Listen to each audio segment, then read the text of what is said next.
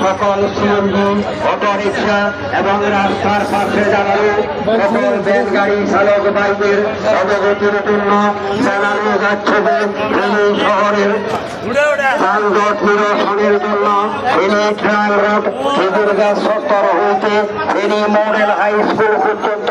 সকাল 8টা থেকে রাত 11টা পর্যন্ত ফেনী ট্রাম রোড রাস্তার উভয় পাশে কোন ধরনের সিএনজি, অটোরিক্সা